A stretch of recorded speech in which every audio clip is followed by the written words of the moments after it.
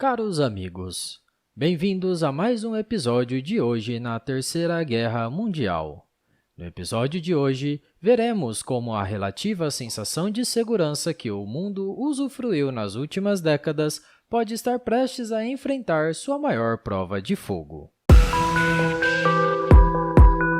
Este é o Visão Libertária, sua fonte de informações descentralizadas e distribuídas.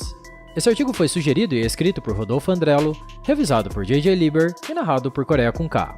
Neste momento, as atenções do mundo todo estão voltadas para as tensões do leste europeu, e mais especificamente para a ameaça de um novo conflito que pode ter início com a invasão da Ucrânia pela máquina militar russa. Embora estejamos distantes do olho do furacão, diante desse cenário de incertezas, algumas perguntas já se apresentam. Qual é a real possibilidade de haver uma guerra? Qual é a escala desse possível conflito? Será que isso poderia levar a um embate direto entre grandes potências nucleares? Tais preocupações têm sua razão de ser, tanto mais pela hipótese dessa crise colocar numa potencial rota de colisão a Rússia e os Estados Unidos, duas nações que detêm armamento atômico e que protagonizaram uma perigosa rivalidade nos tempos de Guerra Fria. Então, o vídeo de hoje se destina a tentar responder a algumas questões que se apresentam, visando esclarecer qual o real grau de ameaça que podemos esperar daqui em diante. Para começar, precisamos entender quais os fatores sociais e históricos que são mais determinantes nesse embate e que podem fazer pender a balança na direção do desequilíbrio. Séculos atrás, desde a época do czarismo, a Rússia já se aventurava em projetos imperiais expansionistas.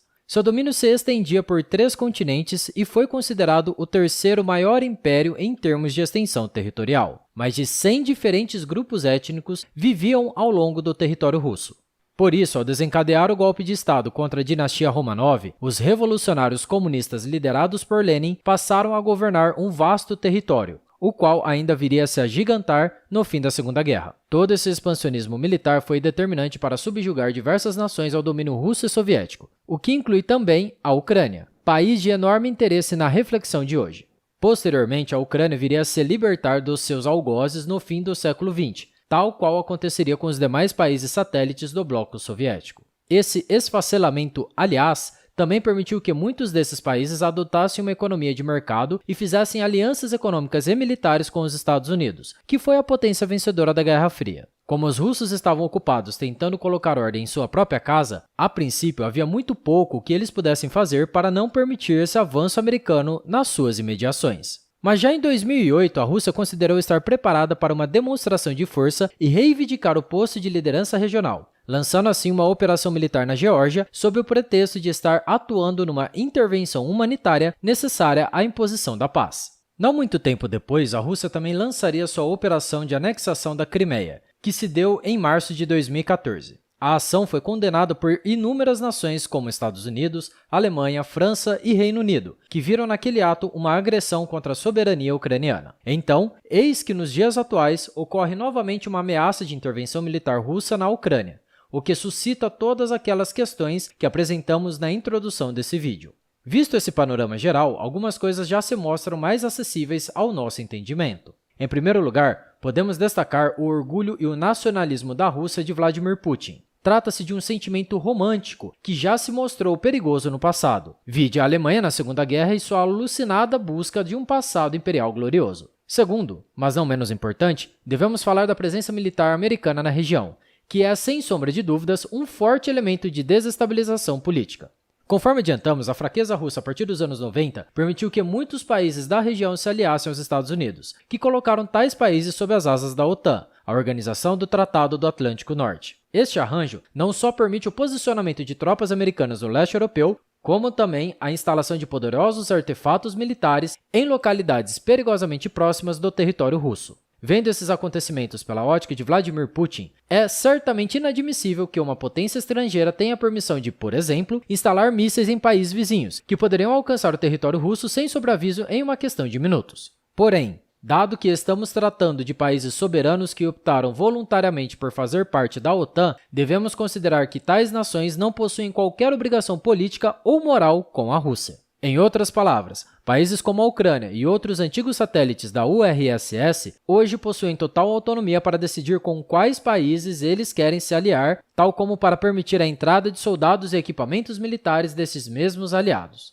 Então, por mais que esse arranjo seja detestável aos olhos russos, nenhum desses países aliados da OTAN está praticando qualquer agressão contra o país de Putin. Mesmo assim, atualmente a Rússia demanda que seus antigos satélites não sejam incluídos na aliança da OTAN, o que incluiria países como a Ucrânia e a Geórgia. Vale lembrar que a Polônia, Hungria e República Tcheca aderiram à OTAN em 1999, sendo seguidas por Bulgária, Romênia, Eslováquia e Eslovênia em 2004. Na sequência, Estônia, Letônia, Lituânia, Albânia, Croácia, Montenegro e Macedônia do Norte também se tornaram membros da aliança. No presente momento, a atitude agressiva de Putin está desencadeando o efeito contrário, o que pode ser visto nas declarações confrontativas da própria OTAN e até mesmo de países neutros. Como exemplo desse efeito colateral, a Finlândia chegou a afirmar que, em caso de uma invasão russa na Ucrânia, todos os países neutros da Europa entrarão para a OTAN. De modo geral, as principais potências envolvidas nessa crise vêm aumentando o tom e parecem não querer ceder 1 milímetro que seja. Francamente, no atual estado de coisas, não são esperados sinais de covardia. Na prática, não seria lógico imaginar que a Rússia conseguiria a submissão de seus adversários simplesmente engrossando o discurso.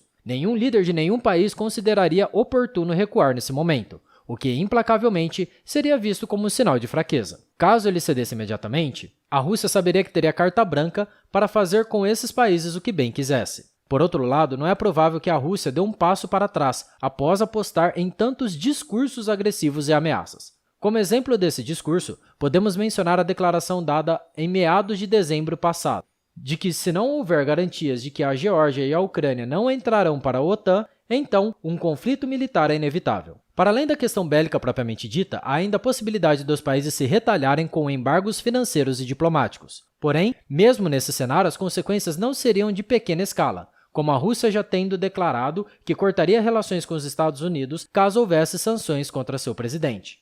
E ainda no campo de relações econômicas, não é demais lembrar da grave crise de abastecimento que o mundo inteiro enfrenta, que ironicamente possui uma sensível dependência do uso de gás russo como fonte de energia. Em síntese, aconteça o que acontecer, a Rússia está determinada a dar as cartas e ter a palavra final no imbróglio instalado. Vendo então as principais nuances da atual crise, podemos retomar aquelas questões que abriram nosso vídeo e, embora o cenário seja nebuloso, já é possível esclarecer algumas coisas. Para um desfecho pacífico, seria necessário que ambos os lados estivessem dispostos a ceder parcialmente, recuando de sua posição beligerante. Nesse ponto, o embate é psicológico, com reflexos nas típicas questões de orgulho nacional. Nesse desfecho de recuo mútuo, ao menos evitaria que um dos lados suportasse a vergonha de uma rendição completa e incondicional diante do seu adversário, o que, pelo que vimos, temos poucas chances de ocorrer. O que pesa contra essa hipótese é que seria difícil imaginar algum ponto em que a Rússia pudesse ceder para satisfazer o apetite político dos Estados Unidos. E os americanos, por sua vez, certamente não farão um recuo incondicional. Devemos lembrar que as guerras são custosas e as partes envolvidas possuem armas nucleares, o que significa que ambos os envolvidos têm muito a perder. Mas não pense que a Rússia não tem estômago para peitar os Estados Unidos. Como exemplo da prontidão bélica da Rússia, além das suas campanhas recentes em 2008 e 2014, podemos mencionar o envio relâmpago de tropas russas para intervir na crise do Cazaquistão, o que, sem sombra de dúvidas, serve de alerta de que a Rússia pretende garantir a posição de potência dominante na região. Dito isso, embora nada do que foi dito implique necessariamente em um inevitável desfecho militar, a cada notícia, esse cenário vem se mostrando cada vez mais provável. Para fechar, devemos considerar que outros atores geopolíticos também poderão se posicionar para lucrar com esse possível conflito.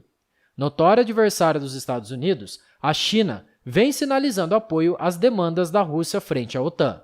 A propósito, a China também possui seus próprios projetos expansionistas, que incluem a conquista de Taiwan e o domínio do famigerado Mar do Sul da China. Isso posto, caso os Estados Unidos realmente se envolvam em um conflito com a Rússia, pode não existir nenhuma outra oportunidade mais propícia para que a China comunista estenda seus tentáculos contra Taiwan, já que seu principal opositor teria sua atenção focada em outro adversário. Cabe, então, uma advertência. Embora seja verdade que a partir da Segunda Guerra e do advento atômico, o mundo assumiu como certo que um conflito dessa magnitude seria impossível, o fato é que já há alguns países que enxergam essa visão como exageradamente otimista. Como exemplo de um jogador que vem levando a sério esse novo grau de ameaça, podemos citar o orçamento de guerra recordista do Japão, um país que seria sensivelmente afetado pelas aventuras das nações como Rússia e China.